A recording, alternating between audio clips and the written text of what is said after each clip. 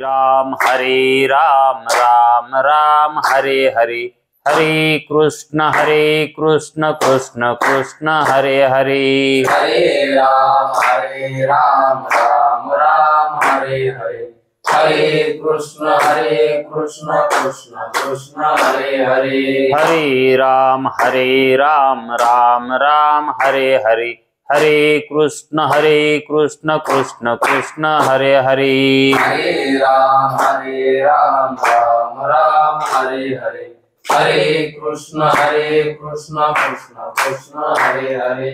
पुंडरीक वरदे हरि विठ्ठल, श्री गुरु ज्ञानदेव तुकाराम, पंढरीनाथ भगवान की जय, माऊली ज्ञानेश्वर महाराज की जय, गुरु तुकाराम महाराज की जय, ब्रह्मनिष्ठ गुरुवर्य रंगनाथ महाराज की जय।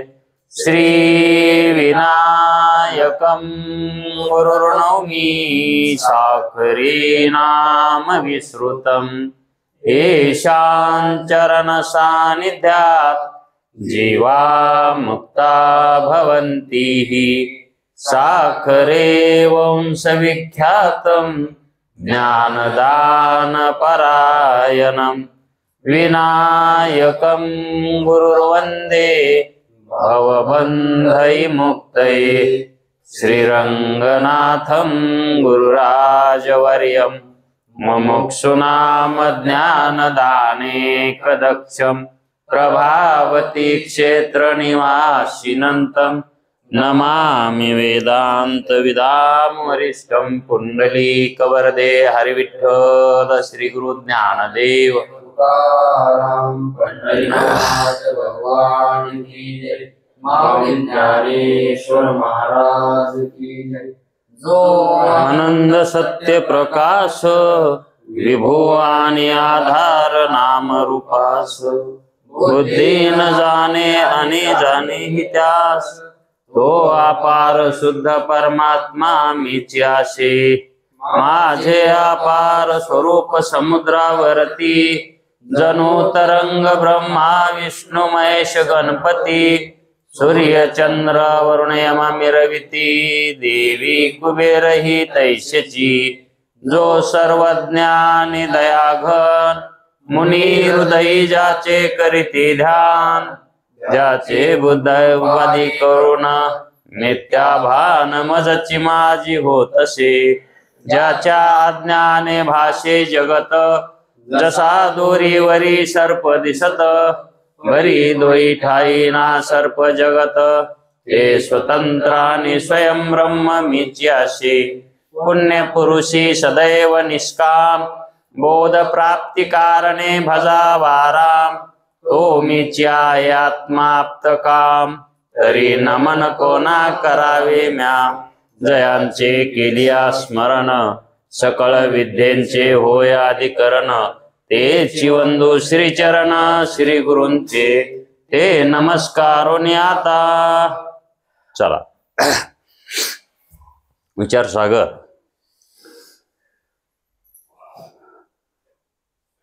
परिच्छेद 29, चैतन्याचे 4 प्रकार।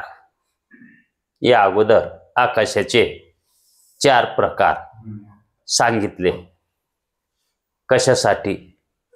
चैतन्याचे 4 प्रकार कळावे म्हणून। जर आकाशाचे 4 प्रकार हे नीट समजले असतील, तर चैतन्याचे 4 प्रकार कसे होतात हेही नीट समजेल। तरी पण आकाशाचे 4 प्रकार नीट समजले म्हणून आता याला साधारण घेऊ नका, कारण मुख्य चैतन्याचे प्रकार कळणं महत्वाचं आहे। आकाशाचे प्रकार कळणं तेवढं महत्वाचं नाही, तो दृष्टांत आहे। महत्वाचा सिद्धांत असतो आणि सिद्धांत कळण्यासाठी तो दृष्टांत शास्त्रकारांना वापरलेला आहे। मग घट आकाश, जल आकाश, मेघा आकाश आणि महाआकाश हे आकाशाचे 4 प्रकार आपल्याला प्रतीत होतात. त्यामध्ये जे घट आकाश आहे त्याच्या ठिकाणी कुटस्थ चैतन्य मानायचं, धरायचं, म्हणजे त्या ठिकाणी कुटस्थ चैतन्याचं लक्षण आपल्याला कळेल. आणि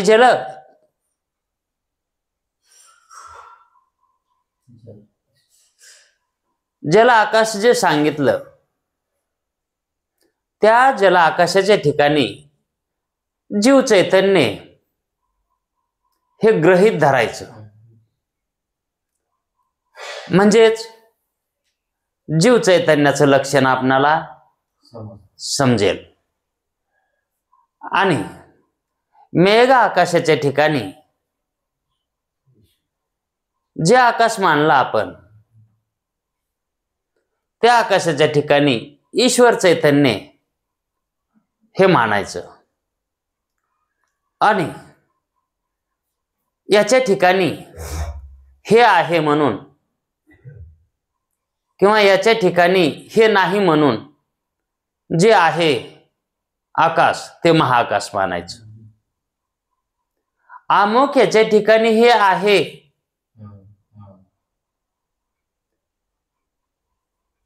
म्हणून त्याला महाआकाश म्हणा येते का? महाआकाशाच्या ठिकाणी काय आहे? महाआकाशाला कसं संबोधित करावं? कारण त्याला उपाधी आहे का? इतर चैतन्याला कशी लागलेली आहे? मग महाआकाश कसा आहे? उपाधी रहित आहे. पण ते सांगता वेळेस महाआकाश सांगता वेळेस कसं सांगावं लागतं की जी वस्तू आपण दूरची पाहत आहोत त्या वस्तूपासून आपल्यापर्यंत मध्ये जे अंतर आहे ते काय आहे? त्याला महाआकाश म्हणतात. आणि तसंच ब्रह्म चैतन्य आहे, कारण त्याच्यामध्ये मग आपल्याला ते का कळाना? तर त्याच्यातून आपल्यात अंतर पडलं आहे. ते अंतर कशाचं मानायचं? तर ईश्वर चैतन्याचं, जीव चैतन्याचं आणि कुटस्थ चैतन्याचं हे अंतर मधामध्ये. हे 3 अंतर आपण उड्या टाकीत टाकीत जर गेलो तर कशात उडी जावी? कोणीकडे जायचे उड्या टाकीत? कुंकून आलोत उड्या टाकीत. ब्रह्म चैतन्यातून ईश्वर चैतन्यात टाकली उडी, हे का नाही? आणि त्या चैतन्यातून पुन्हा कुठे टाकली उडी? जीव चैतन्यात टाकली. आणि आता जीव चैतन्यामध्ये आहोत, हे का नाही? मग आता इथून उडी कशात टाकायची? ईश्वर चैतन्यामध्ये. आणि तिथून उडी कुठे टाकायची? 2 तर उडी आहेत, हे का नाही? कारण ह्या ज्या उड्या दिसायला ता ह्या कशामुळे दिसायला ता? ह्या उपाधीमुळे वाटायल्यात, नाही तर उड्या नाहीतच. ह्या उड्या कशामुळे वाटायल्यात? उपाधीमुळे वाटायल्यात. नाहीतर आकाशाला उडी जशी मारता येत नाही तशी चैतन्याला सुद्धा उडी मारता जरी मारली तरी त्याच्यातच पडत येते. आकाशानं जर उडी मारली तर कशात पडेल? अहो, उडीच मारा येत नाही. ह्या उड्या मारायलाचा भ्रम आहे. पण उड्या मारित आलोत हा भ्रम स्वीकारला म्हणून तशाच उरपाट्या उड्या मारीत. हा, आता मग तिकून येताना उरपाट्या धरायच्या का जाताना उरपाट्या धरायच्या? कशा धरल्या तरी उड्या आल्याच, हे का नाही? कारण तिकून पलटी होत आली आता एकूण ती पलटी झालेली सोयीशी करीत जायचंय, है का नाही? म्हणून आता उलट्या उड्या नाही मारायच्या, उलटी उडी मारली म्हणूनच जीवदशेला आलोत, आता सोयीच्या उड्या मारायच्या. मग आता आपण जीव झालोत, है का नाही? आणि मग जीव होण्याच्या अगोदर आपण खरे ब्रह्मस्वरूपवानच होतो, है का नाही? आणि ते आपलं खरं स्वरूप आहे. आणि आता हे जीव स्वरूपाला जे आलोत, हे आपलं स्वरूप कसं आहे? भ्रांतीमधलं आहे. हे स्वरूप कसं आहे? भ्रांतीमधलं आहे. आणि जर भ्रांती काढून टाकली, आता ही जर भ्रांती काढून टाकली तर आपण स्वरूपाने कसे होऊ? है का नाही? जर भ्रांती नाही म्हटलं की ते ब्रह्मरूपच आहे, आणि भ्रांती सहित म्हणलं की ते ब्रह्म जीवरूपच आहे. त्या भ्रांतीमुळे जीव झालाय. त्या भ्रांतीमुळेच काय झालाय? कोण? ब्रह्म, है का नाही? ब्रह्मस्वरूप ते सच्चिदानंद रूप असताना, आत्मस्वरूप सच्चिदानंद रूप असताना आपण असत जड दुःख रूप असं का वाटायले? तर उपाधीमुळे झालो, है का नाही? त्या उपाधीच्या योगानं दुःखे कुठे आहेत? उपाधीत आहेत. आणि त्याच्याशी आपला संसर्ग झाला आहे, म्हणून संसर्ग अध्यास झाला आहे, है का नाही? हेच आपल्याला आता कुटस्थ चैतन्य म्हणजे काय, जीव चैतन्य म्हणजे काय, आणि ईश्वर चैतन्य म्हणजे काय, आणि हे जर तीन चैतन्याचे लक्षण आपल्याला कळाले, ते कळतच. त्याला कळून द्यायची सुद्धा गरज नाही, कारण ते व्यापक आहे. कारण हे तीन गेल्यावर तेच उरत आहे. मग या ठिकाणी पाण्यावर आलेलं शेवाळाचा जे दृष्टांत आहे ती योगी बसवतो. शेवाळ काढलं की पाणी त्या ठिकाणी दिसतच, आणि ज्याला शेवाळ काढून पाणी दिसत नाही म्हणतो, त्या अर्थी त्याचं शेवाळ बराबर त्यानं काढलंच नाही. त्यानं उपाधीचा नाश, त्यानं भ्रमाचा नाश केलाच नाही, झालाच नाही, त्याला केलाय असं वाटत आहे. मग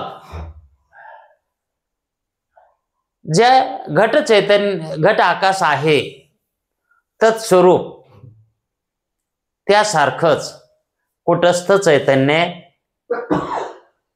ज्ञात करून घ्यायचंय. घट चैतन्य, घट आकाशाच्या ठिकाणी आपण आकाश कसं मानलं आहे?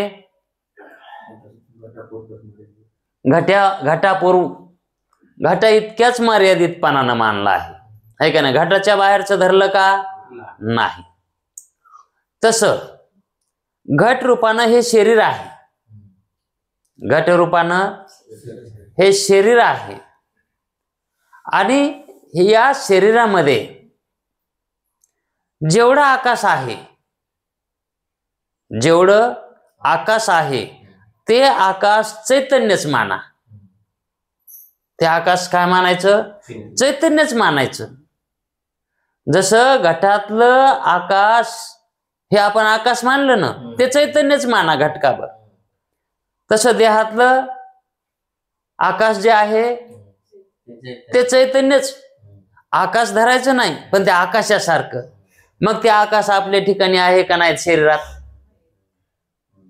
कारण हे शरीर आकाशातच फिरतं का नाही? इकडं तिकडं. पण आकाश फिरतं का? नाही. म्हणून आपण आकाशात फिरतो, है का नाही? म्हणजेच हा देह कशात फिरतो? चैतन्यात फिरतो. म्हणून चैतन्य कसं आहे? व्यापक आहे, व्यापक आहे. आणि त्याच्यातून हा देह इकडं तिकडं चढतो, फिरतो, उड्या मारतो, ते त्याच्यातच मारतो, है का नाही? आणि ते आपलं स्वरूप आहे का? हे आपलं स्वरूप आहे देहाचं? घट आकाश नाही. घट हे घट आकाश नाही, घटच आहे. तसा देह देहच आहे. घट पंचमहाभूताचा आहे, तसं देहही कसा आहे? पंचमहाभूताचाच आहे. पण ते कशात आहे? आकाशात आहे, है का नाही? आणि त्या घटामध्ये 4 भूत हे एकरूप आहेत, त्याच्याशी एकरूप आहे. आणि आकाश नाही का एकरूप? तेही आहे, पण अलिप्तपणा नाही. त्याला चिटकून राहतंय का? त्या घटाला आकाश त्याच्यातच आहे, आकाशातच आहे घट. अहो घटात ही आकाश आहे, हा घटाच्या बाहेरही आकाश आहे, घटाच्या आतही आहे आणि घटातही आहे. म्हणजे त्या खापरात बी आकाश है का नाही? आणि मधात जी पोकळ जागा आहे त्याच्यात ही आकाश आहे. आणि घटाच्या बाहेर तर हायच हाय, है का नाही? मग आता हे किती घटामधलं जे आकाश आहे, हे आकाश तुम्हाला कळालं. घटातलं म्हणजे त्या खापरातलं धरू नका, मधातल्या पोकळ जाग्यातलं आकाश धरायचं. त्याच्यात पाणी जे बसतंय का ते आकाश धरायचं, है का नाही?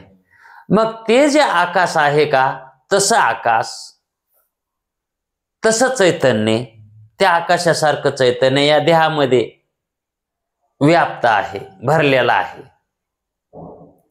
देहातच. आणि त्या आकाशामध्ये, त्या चैतन्यामध्ये, त्या आकाशात म्हणजे त्या चैतन्यामध्ये, त्या पोकळ जागेमध्ये त्याच्यात पाणी बसतंय. त्याच्यात काय बसतंय? पाणी त्याच्यात बसतंय. मग त्याच्यामध्ये आपण पाणी भरलं. तसं या देहामध्ये काय काय आहे? अंतःकरण आहे. आणि ते कशाचं आहे?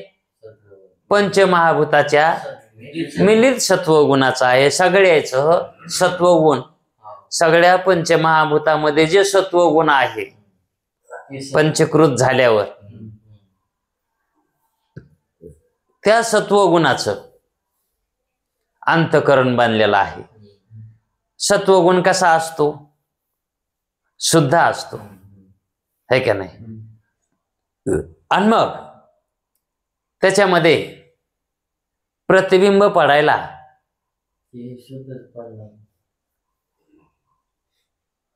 योग्यता प्राप्त होती. कारण प्रतिबिंब पडण्यासाठी योग्यता लागती. आणि मग या ठिकाणी योग्यता कोणती मानली आहे? सत्वगुण ही योग्यता मानली आहे. कारण तमगुणामध्ये प्रतिबिंब पडत नाही. कसं? तर पृथ्वीचा सत्वगुण म्हणून जो आपण आरसा आहे असं आपल्याला माहित आहे. पृथ्वीतला काय आहे? ते सत्वगुण आहे. म्हणजे त्याच्यात अजिबात रजोगुण नाही, तमोगुण नाही, तमोगुण नाही. मग सत्वगुण आहे तिथं, तर मग ते सत्वगुण प्रतिबिंब ग्रहण करतंय का नाही? आपलं बिंबाचं ग्रहण करतंय का नाही? आणि ग्रहण करून काय दाखवितंय? आपलं प्रतिबिंब दाखवितंय, बिंबच दाखवितंय. हा, जे दुसरं दाखवितात, एकाचं दुसरं करून जे दाखवितो त्याला उपाधी म्हणायचं. आणि त्या उपाधीमध्ये जे प्रतितीता येतंय त्याला प्रतिबिंब म्हणायचं. असं हे प्रतिबिंब पडण्यासाठी, योग्यतेसाठी सत्वगुण लागतो. म्हणून अंतःकरण हे पंचमहाभूताच्या सत्वगुणानंच बांधलेलं असल्यामुळं तिथे प्रतिबिंब पडायला योग्यता आहे. मग अंतःकरणामध्ये त्या घटामध्ये जे आकाश आहे आणि त्या आकाशामध्ये हे जे प्रतिबिंब पडलेलं आहे, कशात? आकाशात. आकाशाचं प्रतिबिंब पडत नाही. ज्याचं त्याच्यामध्ये प्रतिबिंब पडत नाही. तसं ब्रह्माचं ब्रह्मात प्रतिबिंब नाही पडत. त्याला दुसराच काहीतरी उपादेवान वेगळा लागतो, त्याच्यापासून निराळा लागतो, है की नाही? तसं मग हे अंतःकरण जरी सत्वगुणाचं असलं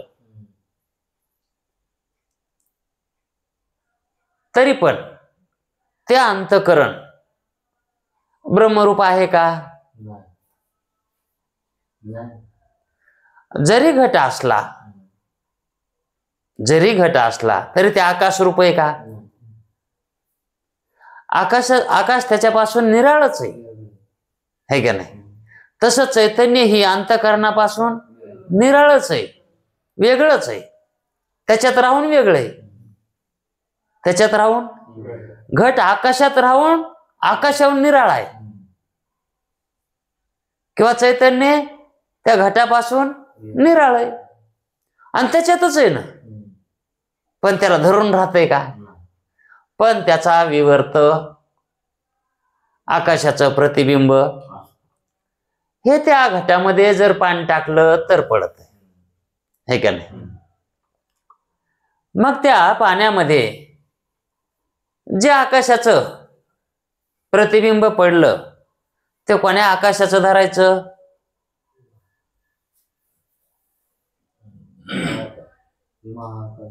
पण हे जीव चैतन्याचं धरायचं, आहे का नाही?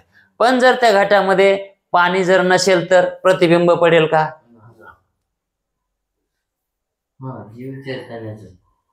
आपल्याला कोणतं चैतन्य जाणून घ्यायचंय? आपल्याला कुटस्थ चैतन्य अगोदर जाणून घ्यावं लागेल, पण कुटस्थ चैतन्य समजून सांगता वेळेस जीव चैतन्याचं दृष्टांत घ्यावं लागेल, त्यावेळेस कुटस्थच चैतन्याचं ज्ञान होईल. हा, आता घटामध्ये ज्यावेळेस पाणी नसतं त्यावेळेस आकाश असतं आणि त्या आकाशासारखं कुटस्थ चैतन्य मानायचं. कुठ असतं, कुठे म्हणजे मिथ्याच्या ठिकाणी मिथ्याच्या योगानं भासायलंय, कारण घट मिथ्या आहे, वास्तविक सत्य आहे का? हा, पदार्थ आहे पण कसा आहे? हा, मिथ्या आहे तो. तसं त्या घटाच्या ठिकाणी जे आकाश आपल्याला संबोधित करता येतं की हे घटातला आकाश आहे म्हणून, है का नाही? तसं जे चैतन्य आहे याच्यामध्ये अगोदरच या देहामध्ये, म्हणजे जे ब्रह्म चैतन्यच होतं, पण तिथं हा कूट म्हणजे मिथ्या देह उत्पन्न झाला, म्हणजे मग त्या ठिकाणी काय झालं? ते चैतन्य तिथं कुटस्थ चैतन्य मानावत लागणार आहे, अगोदरचं चैतन्य तिथं मानावत लागणार आहे. मग ते जे चैतन्य आहे का, त्या घटामध्ये जर पाणी भरलं तर त्यामध्ये जे कुटस्थ चैतन्य होतं का पहिलंच, त्याच चैतन्याचं प्रतिबिंब त्या पाण्यात पडणार, कारण तेच जवळ चैतन्य. जवळ चैतन्य कोणतं आहे? हा, आरसा कोणाचं त्या ठिकाणी प्रतिबिंब दाखवील? जे जवळ आहे त्याच दाखवील ना. आणि मग त्या पाण्यामध्ये प्रतिबिंब कोणाचं पडेल? जे आकाश जवळ आहे त्याच दाखवील, त्याच तिथं पडेल. पण ते पाण्यात पडलेल्याचं आपणाला ज्ञान होणार नाही.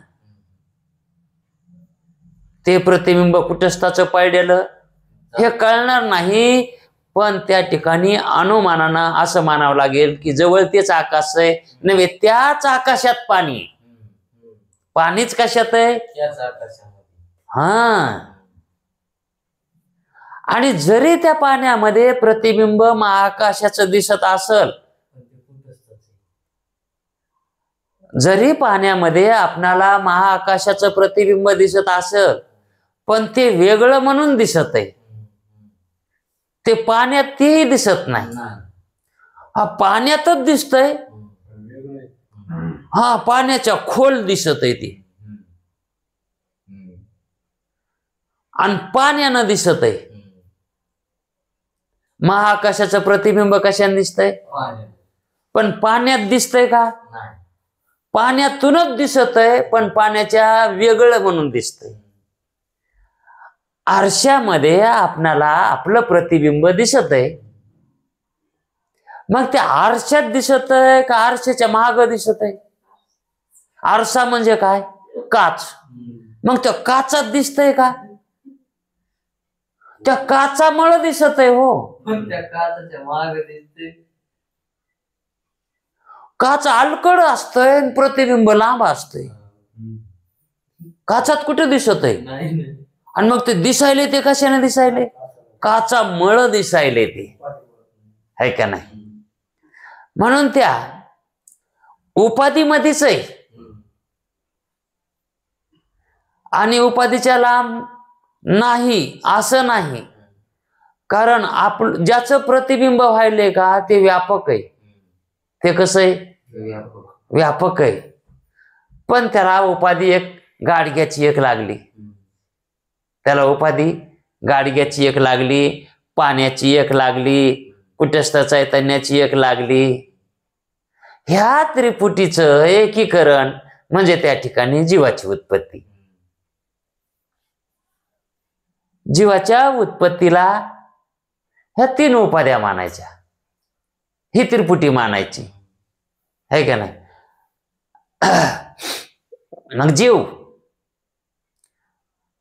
जीव चैतन्य आणि कुटस्थ चैतन्य हे जे 2 चैतन्य आहेत, या चैतन्यामध्ये भेद कसा व्हायलाय पहा. हे वेगळे कसे वाटायलेत पहा. कुटस्थ चैतन्याला फक्त जीवन नाही, ते चैतन्य जीव स्वरूपाला येणार. कशाला येणार? पण चैतन्य नाही का ते?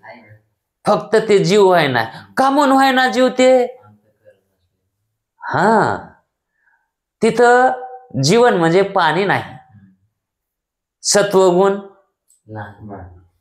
आहे का नाही? आणि हा सत्वगुण कसा असतो? द्रवीभूत असतो. अंतःकरण हे जे बनला आहे तो फुगा जो बनलाय, फुगा आपल्याला फुगा वाटतो, पण तो कशाचा असतो? बुडबुडा जो दिसतो तो कशाचा असतो? पाण्याचाच असतंय, है का नाही? आता ते कसं आहे? द्रवीभूत आहे, पण शुद्ध आहे, सात्विक आहे. आणि मग त्याच्यामध्ये प्रकाशाचं जाणं येणं घडत. प्रकाशाचं है का नाही? जसं आपण काचेतून इकडून तिकडं बघतो, तिकडं इकडं बघतो, तसं त्याच्यामध्ये त्या अंतःकरणातून व्यवहार होतोय तसा, है का नाही? मग ते अंतःकरण बिंबाचं प्रतिबिंब होण्याकरता योग्य मानावंच लागेल, है का? त्याच्या ठिकाणी योग्यता आहे. म्हणून जीव होण्याला योग्यता ही कशामुळं आली? सत्वगुणामुळं, अंतःकरणामुळं. जीव कशामुळं झालाय? त्या उपाधीनं झालाय. अंतःकरण ही काय आहे? उपाधी आहे. बुडबुड्याच्या मधला आकाश का म्हणून म्हणायलो? वरून बुडबुड्याचा लेप आलाय म्हणून. तसा आपल्याला ह्या अंतःकरणाचा लेप आलाय म्हणून. आणि मग ते मधलं जे चैतन्य आहे, त्याच्यातलं आकाश, त्या बुडबुड्यातलं ते चैतन्य, ते ज्यावेळेस बुडबुड्याच्या बाहेर पाहिले त्यावेळेस त्या बुडबुड्यामध्ये जे दोष आहेत, कशाचे? तर मल विक्षेपणा तर झालंच ते समजा, पण ते कशामुळे झालंय मल विक्षेप? त्या ठिकाणी ते मळकट का म्हणून बुडबुडा झालाय? कारण वासना आणि संस्कार हे त्या बुडबुड्यावर येत, है का नाही? आणि त्याच्यातून जर बाहेर बघितलं तर आपणाला त्या वासनाच प्रगट झालेल्या दिसायल्यात, संस्कारच प्रगट आपणाला दिसायलेत. जसं आपल्या पाठीमागून एक चित्रपट दाखविणारी मिशन असते आणि तीच वासना आणि संस्कार त्या पांढऱ्या पडद्यावर आणि तेच आपल्याला दिसत आहे. आता मग ती वासना आणि संस्कार हे कशाला धरून आहेत? ते त्या चैतन्याला धरलंय त्यानं, त्या वासनानं, का त्या उपाधीला धरलेलं आहे का नाही? मग धर्मवान कर्मवान आपण आहेत का ते अंतःकरण आहे का नाही? कार्य कशात व्हायलेत? त्याच्यातच व्हायलेत. आणि त्याच्यात कार्य व्हायलेले आपण त्याच्या किती जवळ आहेत मग आपल्याला दिसते ना. मग साक्षी कोण होणार त्याचा? मग साक्षी म्हणून आपण त्याच्याकडे बघावं का मीच कार्य करायलो म्हणावं.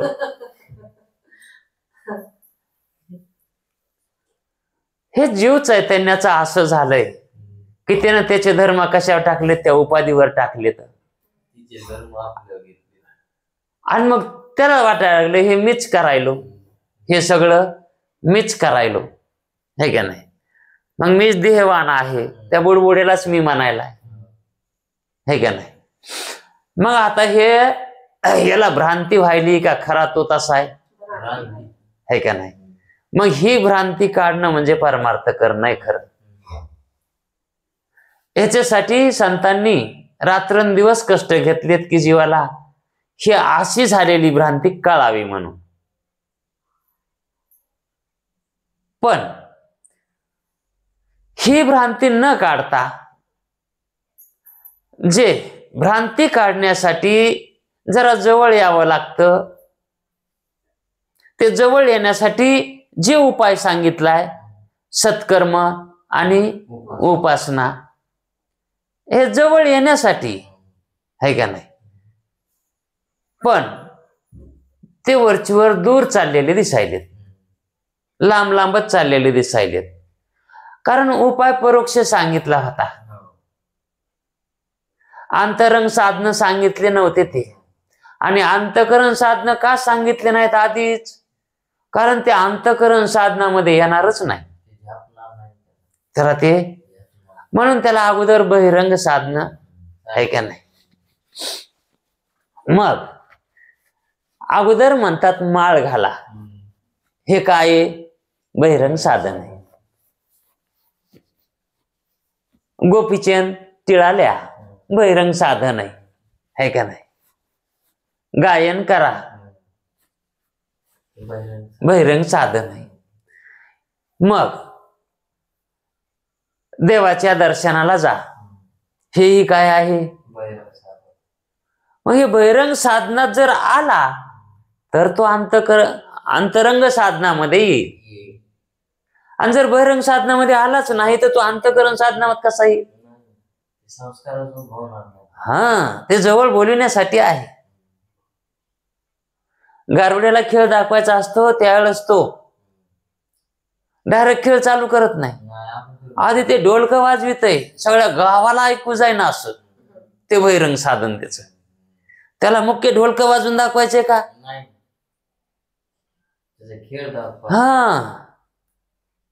त्याला खेळ दाखवायचा आहे. आणि त्याचं ते खेळ दाखविणे हे काय आहे? खरं कर्म आहे, खरं प्रयत्न ते आहेत. आणि त्या प्रयत्नाचं फळ काय मिळणार त्याला? त्याचा मोबदला धन मिळेल, पैसा मिळेल.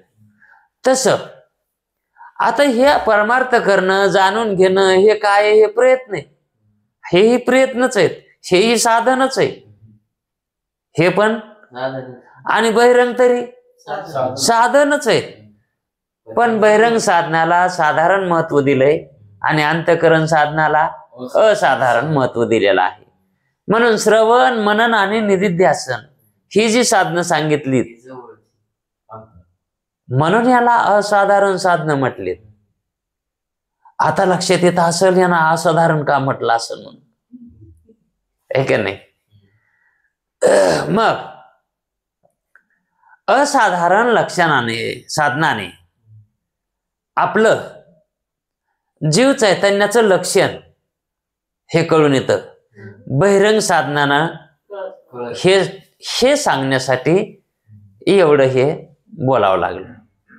म्हणून अंतरंग साधनानं युक्त होऊन परमार्थ करावा असं संत सांगतात. खरं तीच साधनं आहेत अंतरंग साधनं. बहिरंग साधनं ही नावाला साधनं आहेत, हे की नाही. तसं जसं एखाद्या राजाला पट्ट राणी एक असते आणि एक साधी राणी असती, साधी, है का नाही. पट्ट वेगळी, प्रत्येक गोष्टीमध्ये तशी एक आवडती आणि एक नावडती.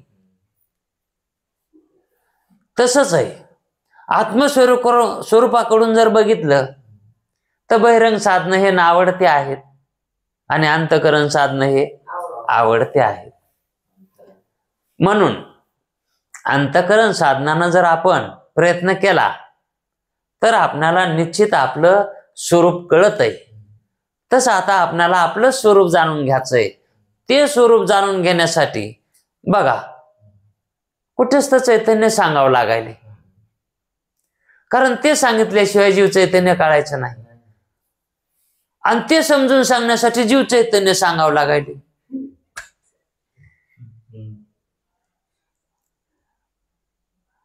आता कशा गाठी मारावं लागायल्या? त्या पहिल्या गाठी तशा मारलेल्या आहेत, त्या उकळायच्या. आता ह्या मारेनात, त्या उकळायलोत आम्ही. उकळण्यासाठी मारलेले सांगावं लागायले. मग जीव चैतन्याच्या लक्षणामध्ये एक कुटस्थ चैतन्य, त्या ठिकाणी जेल एक मानावं लागेल अंतकरण म्हणून, आणि त्याच्यामध्ये पडलेलं प्रतिबिंब चैतन्याचं. मग ते प्रतिबिंब कुणाचं मानायचं तर ते कुटस्थाचंच मानायचं. कारण महाआकाशाचं पडलेलं दिसतंय पण जवळ काय आहे? कुटस्थ आहे. पण ते समजण्यासाठी तिथं प्रतिबिंब म्हणलं आहे आकाशाचं. मग कोणतं आकाश धरायचं तर ते चैतन्य कोणचं धरायचं तर कुटस्थच धरायचं. आता त्या ठिकाणी प्रतिबिंब पडलंय हे कसं धरायचं, प्रतिबिंब कसं मानायचं? कारण आपल्याला प्रतिबिंब म्हणलं की आरशासमोर गेलो ते दिसतंय त्यालाच आपण प्रतिबिंब म्हणतो. पण प्रतिबिंबाचे हे स्वरूपे वेगवेगळी आहेत. काही आकारवान प्रतिबिंबच आपण पाहतो, निराकारवान प्रतिबिंब आपण पाहत नाहीत. आकाशाचं प्रतिबिंब ज्यावेळेस पाण्यामध्ये आपल्याला दिसतं त्यावेळेस आकाशातला चंद्र सूर्य तारेच दिसतात, आकाश दिसत नाही. पण आकाश मानावंच लागतंय. तिथं आकाशाचं प्रतिबिंब मानावंच लागतंय. तसं आपलं आता ह्या अंतःकरणामध्ये चैतन्याचं प्रतिबिंब कसं मानायचं, कुटस्थाचं प्रतिबिंब कसं मानायचं? कारण अंतःकरण हे कुटस्थ आहे. अंतःकरण कोण्या चैतन्यात आहे? कुटस्थात आहे. मग कुटस्थाचंच प्रतिबिंब त्याच्यात पडेल. मग आपलं जसं आरशात प्रतिबिंब पडतं तसं मानायचं का? तसं नाही. कारण आपल्याला त्या ठिकाणी आपला आकार दिसतोय, तसं त्या ठिकाणी चैतन्याला आकार आहे का? मग ते जे निरूप आहे, निरूपाकार आहे, त्या निरूपाचं प्रतिबिंब मानावं लागणार आहे. आकारवानाचं त्याला आकारच नाही तर कसं मानावं तिथं आकार? आकार रहित. मग यासाठी दृष्टांत कसं आकार रहित मानायचं तर जर समजा आपण एखाद्या लाल धुडक्यावर किंवा लाल फुलावर एखादा काचेचा गोळा ठेवला, काचेचा गोळा, पांढरं शुभ्र काच, शुद्ध सत्वगुणी काच, त्याच्या ठिकाणी लाल रंग आहे का? आणि तेच जर समजा गोळा, पांढरा गोळा शुद्ध त्या फुलावर किंवा लाल कापडावर ठेवला तर तो गोळा कसा दिसेल? तसं प्रतिबिंब मानायचं. ते लाल कोणाचं आहे?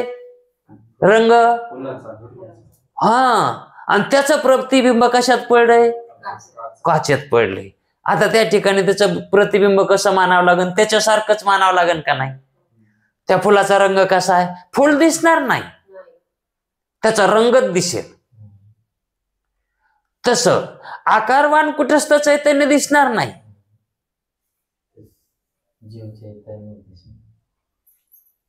आकारवान कुटस्थ दिसणार नाही, निराकार रूपच त्या ठिकाणी त्याचं प्रतिबिंब मानावं लागेल. कशात? अंतःकरणामध्ये. जसं त्या काचेमध्ये त्या फुलाचा रंग पडलाय नुसता, है का नाही? मग तो रंग हा काचेचा आहे का? म्हणजे तांबडा रंग हा धर्म आहे. हा धर्म कुणाचा आहे? कारण काचेत ते धर्म दिसायलेत ना. मग ते धर्म कोणाचे येतं? फुलाचे येतं, उपाधीचे येतं. कारण त्या काचेच्या खाली ठेवलेलं जे आहे त्याचे येतं, है का नाही? मग त्याचे धर्म आहेत ते. मग ज्या वेळेस आपल्या ठिकाणी म्हणजे अंतःकरणाच्या ठिकाणी जे प्रतिबिंब पडलं आहे, कुणाचं पडलंय? कुटस्थ चैतन्याचं पडलंय. आणि मग त्याचेच धर्म कशात येतं? अंतःकरणात आहे. मग त्या धर्माप्रमाणेच आपल्याला ज्ञान व्हायला पाहिजे का नाही? आपण तेच आहेत असं वाटावं का नाही? पण ते धर्म कशातून यायलेत? हा, ते कशाला चिटकून राहिले? तर ते आपल्यापर्यंत येत ना, ते आपण त्याच्या मधात आहेत. जीव चैतन्य कुठे आहे? हा, म्हणजे हे वासनेचे संस्कार त्या अंतःकरणावर चिटकलेले आहेत. आणि त्या अंतःकरणासहित जी कुटस्थ चैतन्याची प्रभा यायली, कारण त्या ठिकाणी ते विशेष व्हायले. कुटस्थ काय व्हायले? विशेष व्हायले. कशामुळे व्हायले? अंतःकरण चकचकित आहे. अंतःकरण कसं आहे? चकचकित आहे. मग सामान्य प्रकाशच्या चकचकितवर गेला, चकचकित पदार्थावर गेला की तिथं काय होतंय? विशेष प्रकाश निर्माण होतो. मग त्या ठिकाणी विशेष आभास जीव झाला. आणि तो कशासहित व्हायलाय? त्या संस्कारासहित. ते संस्कार त्याच्यामध्ये त्याला आल्यासारखे वाटायले. पण विचार जर केला तर त्याच्यामध्ये ते येत असतील का? त्या काचात रंग जातय का फुलाचा? त्या काचात रंग आणि दिसत नाही का? मग हा भ्रम नाही का? मग तसाच जीवाला भ्रम झालाय ना. हे अंतःकरणाचे जे धर्म आहेत का, ते मयच आहेत. त्या काचेतल्या गोळ्यामध्ये अजिबात रंग नाही, ते पांढरा शुभ्र आहे. तसा जीव हा ब्रह्मरूपच आहे. याच्यात काहीच म्हणजे दोष काहीच नाही. पण दोषी म्हणायला तो का म्हणायला? मी करता आहे, मीच भोगता आहे, पाप पुण्यवान मीच आहे, सुखी दुःखी मीच आहे, आणि हे सर्व माझं आहे असंही म्हणायलाय. हे किती भ्रमावर भ्रम झालेत त्याला, आहे का नाही? पण वास्तविक पाहता त्याचे हे धर्म आहेत का बरं? हे धर्म कोणाचे? भ्रमिष्ट होण्याचे. त्या उपाधीचे बी नाहीत. ते जड आहे ना. आता ते रंग म्हणायला का मी त्याच्यात चाललो, काय त्या गोळ्यात चाललो. आता ते तसं घडलंय. काय झालाय? संसर्ग अध्यास झालाय. तिथं जवळ जवळ दोन्ही आलेत. तेच जर समजा फुल कुठं झाडावरच असलं असतं आणि हे काचेचा गोळा घरी असला असता त्याच्या तर मग त्याच्यात ते झाडाच्या फुलाचा रंग त्याच्यात पडला असता का? पण ह्या दोघाचा काय झालाय? हा बुडबुडा तयार झालाय, है का नाही? मग तो बुडबुडा तयार झाला म्हणून त्या ठिकाणी काय व्हायला? कुटस्थ चैतन्याची सामान्य प्रभा त्याच्यावर पडायली आणि ती सामान्य प्रभाच विशेष व्हायली. पण तो भुगा संस्कारानं युक्त असल्यामुळं, कारण फुगा ज्यावेळेस निर्माण होतो का त्याच्यामध्ये संस्कार मान गडूळ पाणी थोडं, म्हणूनच फुगा धरतय ते. मग संस्कार आहेत म्हणूनच अंतःकरण मानावं लागणार आहे. हेच गडूळ पाणी संस्काराचं. मग तुमचे सत्संस्कार जरी धरले तरी ते गडूळच. आणि असंच संस्कार धरले तरी, कारण ते संस्कार येतात. अहो चिकट द्रव जरी पांढरा असला तरी ते चिकट आहे, चिटकत आहेच. आणि एखादं काळा असलं तरी बी आहे का नाही. मग चिटकून धरणं हे त्याचा धर्म आहे.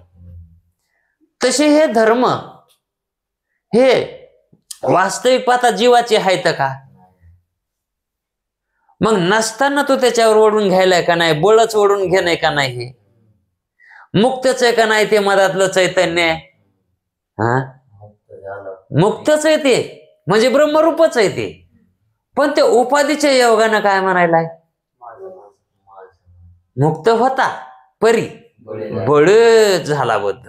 आता ते धर्म उपाधीचे येतं आणि ते उपाधीचे न मानता ते माझे म्हणायला आहे का नाही. मग ते संस्कार हे कशाला चिटकले तर, हा हे सूक्ष्म देहामध्ये संस्कार येत. हे संस्कार कशात आहेत? मग दुसरा देह धारण करायला स्थूल देह कारण आहे का सूक्ष्म देह कारण आहे? म्हणून लिंग देह ह्या देहातून त्या देहात जातो, आहे का नाही. आता हे सगळं कल्पनेमध्ये चित्र आहे का नाही, पण हे कसं मांडलं असन पूर्व संतांनी.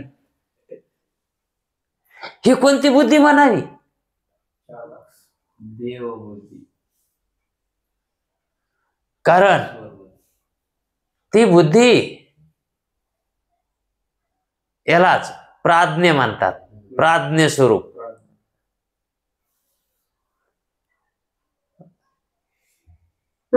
कारण या बुद्धीनं जे कळत नाही ते कळत आहे, जे जाणता येत नाही ते जाणता येत आहे. त्याला शुद्ध बुद्धी म्हणतात. त्या बुद्धीनं संतांनी आपणाला हे जाणण्यासाठी ज्ञान प्राप्त करून दिलं आहे. मग जीवाचं स्वरूप जसं सांगितलंय तसं जर जीवाला कळालं तर भ्रांती निघायला काय अवघड आहे. स्वरूप कळालं की भ्रांती निघायला पाहिजे का नाही. जरी समजा ती भ्रांतीचे सामुग्री जवळ आहे, सामुग्री आहे जवळ, हा तरी पण त्या ठिकाणी मग भ्रांतीत राहीन का तो मनुष्य. दोरीवर उत्पन्न झालेला सर्प अगोदर सर्प म्हणून दिसला तो, आणि नंतर ती दोरी रूपानं कळाली, सर्प राहील का तिथं. मग दोरी जरी जवळ असली तरी पुन्हा सर्प दिसावा का. एकदा दोरीचं ज्ञान झाल्यावर तसं जीवाला जीवाच्या स्वरूपाचं ज्ञान झालं की मी ब्रह्मरूप आहे.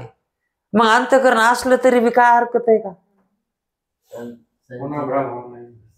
संचिताचं ज्ञान झाल्याच्या नंतर नाश करायला अवघडच नाही. जर समजा ज्या सामुग्रीनं भ्रांती होऊ लागली आणि त्या सामुग्रीचं ज्ञान झालं, ज्याच्यामुळे भ्रांती होऊ लागली त्याचं ज्ञान झालं, तर मग जी भ्रांती व्हायली ती भ्रांती जरी दिसत असली तरी ती भ्रांती म्हणून वाटेल का. जरी सर्प रूपानं जरी दिसत असला तरी त्या ठिकाणी आपली काय होती, बुद्धी. हा अहो मृगजळाचं ज्ञान झाल्यावर का मृगजळ नष्ट होतं का. दिसतंय, मग दिसले आपण त्याला सत्य मानतो का. आणि मग मुक्ताचं लक्षण कसं समजायचं, तेच लक्षण आहे मुक्ताचं. संसारात असून तो काय म्हणतो, हे मृगजळ आहे, दिसणार, सुख दुःख देणार, सुख दुःख देणार नाही असं नाही. त्या सुखदुःखाचं ज्ञान बी होणार, पण ते ज्ञान कसं आहे, मृगजळासारखं.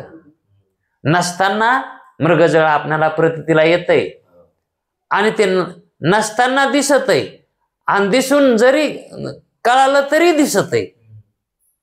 ज्याला कळत नाही त्यालाही दिसत आहे, आणि ज्याला हरणालाही दिसतंय आणि माणसालाही दिसतंय. माणसाला कळत असून बी दिसतंय आणि हरणाला कळत नसून दिसत आहे. मग कळत नसून बद्ध हरी नाही, आणि कळत असून माणूस जर त्याला सत्य मानायला तर मग बद्ध मानावं, आणि कळत असलं तर जरी दिसायले पण कळायले मग त्याला त्याच्यापासून मुक्त मानता येत नाही का? हा, तस मृगजळ दिसत आहे पण आपल्याला कळत आहे. मग दिसाना किती दिसायले तर नाही, वकर भूमीतच दिसत येते ना, घरात बी दिसाव, आम्हाला काय करायचंय, दिस कुठे बी. हा, आम्ही तुला जाणलंय मृगजळेस म्हणून, हे का नाही? म्हणून असं जर जीवानं जाणून घेतलं तर जीवाला मुक्त व्हायला किती वेळ लागत आहे हो, किती वेळ लागत आहे बरं? इतकं समजायला किती वेळ लागेल समजा? नाही, काळ वेळ तया लागी, काय काळ लागतच नाही, वेळ बी लागत नाही. फक्त अगोदर काय करावं लागते? तयारी करावं लागते. त्या तयारी करायला फोटो घ्यायला किती वेळ लागते हो? फोटो घ्यायला आणि ते मेकअप करायला तसंच आहे. नाही, ब्रह्म जाणायला वेळच लागत नाही, स्वरूप जाणायला काही वेळ लागत नाही, फक्त त्याचा मेकअप करायला. हा, लगन लय झालं तर 5 ते 7 मंगलाष्टकामध्ये संपत, हे का नाही? पण ते लगन तितक्यासाठीच किती महिन्यापासून 6 महिन्यापासून झटत येतं, हे का नाही? तसं ते झटणं म्हणजे लगन आहे का? आधी झटणं म्हणजे ते लगन आहे? ते साधन आहे ते. हा, म्हणून आपण परमार्थाची जी काही सामुग्री जमा करतो ती परमार्थाची सामुग्री, ती परमार्थ नाही.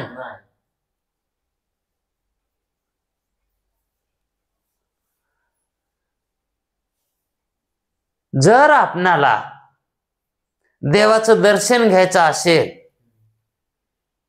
तर देवळातच जावं लागतंय, आणि तिथवर जाणं ही त्याची साधना आहे, आणि त्या साधनेने त्याचं दर्शन आहे.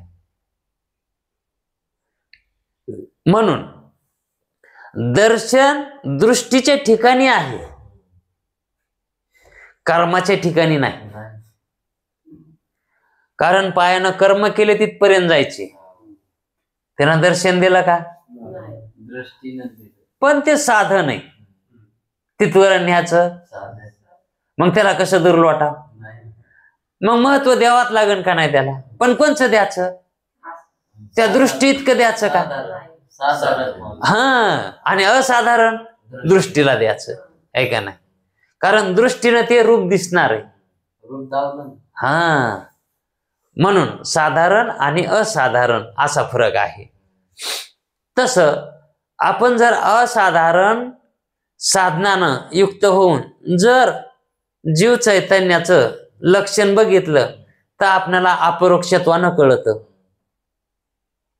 आणि जर बहिरंग साधनानं जर आपण हे ऐकलं, समजून घेतलं तर तेवढं अपरोक्ष होत नाही. कळत आहे पण अपरोक्ष होत नाही. आता या ठिकाणी कुटस्थ चैतन्य आणि जीव चैतन्य हा तुम्हाला याचा प्रकार कळाला आहे, हे का नाही? पण याच्यामध्ये कळालं म्हणून समजलं असं नाही. याच्यामध्ये काय काय शंका निर्माण होतात. कारण हे झालं की ग्रंथकारांनी ईश्वर चैतन्याचं लक्षण नाही सांगितलं, मधात शंका घेतल्या. कोणाच्या? इथं गुरुजीला कोण आहे विचारणारा?